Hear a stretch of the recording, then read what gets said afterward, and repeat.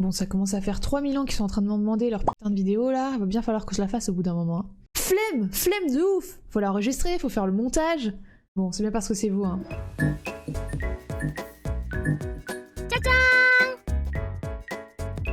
Salut les copains, aujourd'hui on va parler MBTI. Beaucoup d'entre vous savent un minimum ce qu'est le MBTI puisqu'on en parle ensemble depuis quelques temps en live. Mais peut-être que certains parmi vous connaissent ma chaîne mais ne sont jamais passés lors de ces lives, ou ne connaissent même pas ma chaîne, et ne connaissent pas le MBTI non plus. Mais qu'est-ce que vous faites sur cette vidéo? What the fuck? Restez. On va en parler, vous allez voir, c'est super intéressant. Si vous connaissez pas, eh ben vous allez être heureux de connaître. Voilà. Partez pas, s'il vous plaît. Donc on va parler MBTI. Alors le MBTI, qu'est-ce que c'est les amis? Le MBTI, c'est un outil d'évaluation psychologique qui détermine le type psychologique d'une personne, sachant qu'il y aurait 16 types de personnalités.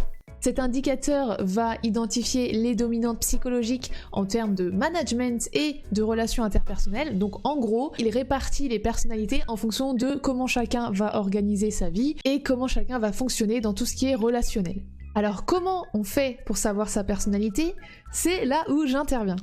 Il y a plusieurs sites qui permettent de tester sa personnalité, le plus connu étant 16 personnalités, un site que je ne veux pas critiquer puisque j'ai été très heureuse de le découvrir au moment où je découvrais le MBTI. J'ai fait le test plusieurs fois dessus, il ne s'est jamais trompé il me semble, les fiches qui présentent les personnalités sont assez intéressantes, cependant il fait souvent erreur sur les types des personnes. Pourquoi? Alors peut-être que certaines personnes ne se connaissent pas suffisamment bien pour faire ce test, peut-être qu'il peut y avoir des perturbateurs extérieurs, si par exemple la personne fait le test alors qu'elle a des soucis type dépression par exemple, la dépression va avoir une influence sur le comportement de la personne et donc elle n'aura pas le même comportement que celui de sa personnalité de base, donc forcément ça peut avoir un impact, mais surtout les sites comme 16 personnalités ne prennent pas en compte quelque chose de très important qui est les fonctions cognitives. Avant de parler des fonctions cognitives, je voudrais d'abord vous parler rapidement des personnalités.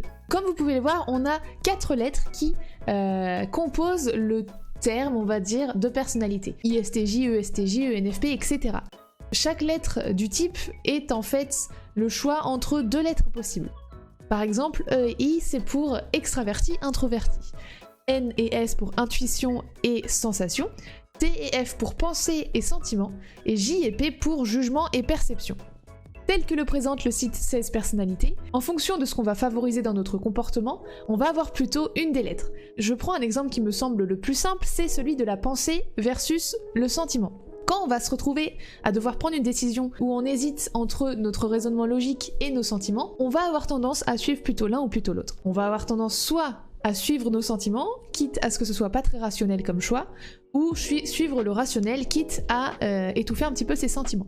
Donc en fonction de ce qu'on va choisir, on va plutôt avoir un type penseur, thinker, donc le T, ou un type feeler, je ne saurais même pas traduire ça en français, sentimenteur, avec le F. Mais ce que le site 16 personnalités ne prend pas en compte, et pourtant ça a une importance assez conséquente sur l'identification de sa personnalité, c'est que l'intuition, la sensation, la pensée et le sentiment peuvent avoir différents fonctionnements. On peut avoir par exemple la pensée, la logique en fonction principale, mais on va pas forcément fonctionner pareil que quelqu'un d'autre qui aurait la même pensée logique en fonction principale. On va avoir certaines personnes qui vont avoir TE, Extrovert Thinking, je travaille mon accent, je vous le promets, donc pensée extravertie, et d'autres qui vont avoir Introvert Thinking, c'est difficile, à savoir la pensée introvertie.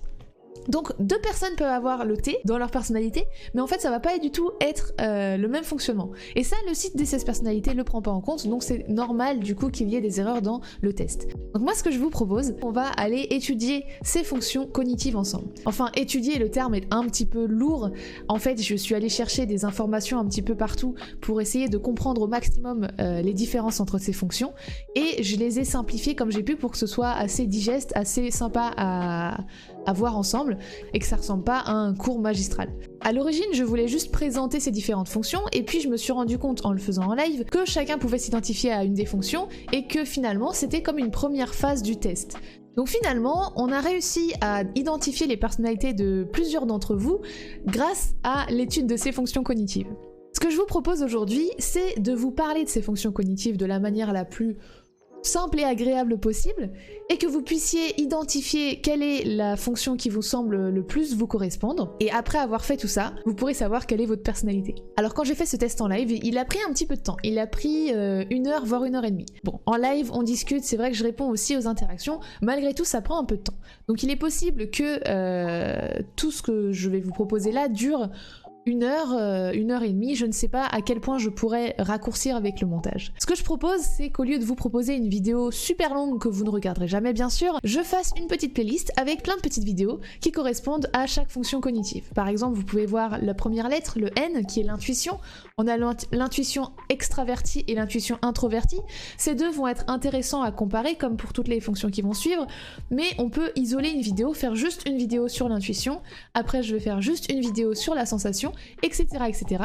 Vous les regarderez petit à petit quand vous aurez le temps, et ce sera, je pense, beaucoup plus digeste. Alors avant de commencer toutes ces vidéos, je voudrais quand même faire un petit point sur l'ensemble de ces vidéos. Premièrement, je ne suis pas une professionnelle du domaine, vraiment pas. Je me suis juste retrouvée passionnée par ce sujet, et j'ai moi-même l'impression d'être vraiment débutante. Et au début, j'ai pas vraiment voulu faire ces vidéos parce que j'avais l'impression que ça rendait le truc très officiel, très professionnel. Alors qu'à l'origine, j'en parlais simplement en live et c'était vraiment fun. En fait, j'ai aussi envie de parler d'autres choses en live. Si vous connaissez vos personnalités, ça peut être super intéressant de savoir comment vous pouvez évoluer dans la vie, quelles sont les carrières qui pourraient peut-être vous intéresser, pourquoi vous rencontrez des difficultés dans le social pour certaines personnalités et comment pouvoir contourner ces difficultés. Il y a plein de sujets qu'on pourrait aborder, mais pour ça, c'est quand même plus intéressant de connaître sa personnalité d'abord. Jusqu'à présent, tous les mardis en live, je proposais ce test où je lisais les fonctions et chacun pouvait connaître sa personnalité. Mais ça devenait un petit peu répétitif puisque pour moi et pour les viewers réguliers, c'était tous les mardis la même chose. Donc c'est pour ça que finalement, une vidéo ça reste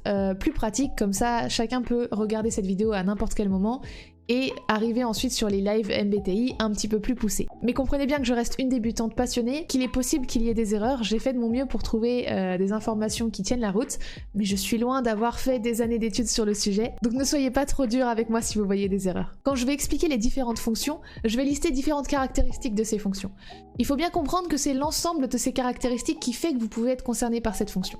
Si jamais vous vous reconnaissez dans toute la liste des critères sauf un, il est fort probable que vous ayez cette fonction et simplement il y a un point qui ne vous correspond pas. Le fait que certains points ne correspondent pas alors que vous avez cette fonction, ça peut être plein de choses. Ça peut être l'environnement extérieur, ça peut être l'éducation que vous avez reçue. Il y a certaines personnalités par exemple qui ont tendance à être assez bordéliques, mais peut-être que même si vous avez cette personnalité, vous avez été éduqué à avoir toujours un espace rangé et propre et vous avez toujours pris l'habitude d'être organisé et donc vous n'êtes pas aussi bordélique que vos semblables finalement. Pour donner un aspect plus digeste à tout ça, j'ai fait une petite présentation qui contient des images. Alors ces images, elles sont là principalement pour illustrer. Parfois elles vont pouvoir compléter mes propos, mais il ne va pas falloir leur accorder trop d'importance. J'ai notamment pris des images de personnages qui semblent avoir telle ou telle fonction, mais rien n'est sûr, moi-même je ne connais pas les personnages fictifs, ou même des célébrités personnellement, donc ne les prenez pas au mot, et si jamais vous avez un doute, gardez en tête que ça reste de l'illustration.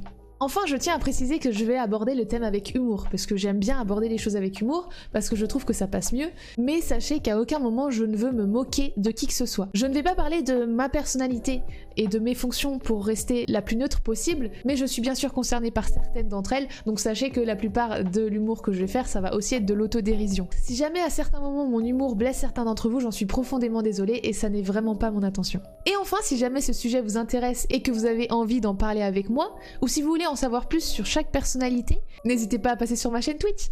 Pour l'instant, tous les lundis à 20h30, je vais présenter une personnalité MBTI. Alors ce sera un live sur cette personnalité, mais vous êtes tout à fait libre de venir me poser des questions en lien avec les vidéos de la playlist que je suis en train de vous proposer, et on pourra en discuter librement. Je vous souhaite un bon visionnage, et on se retrouve peut-être sur Twitch, un de ces quatre.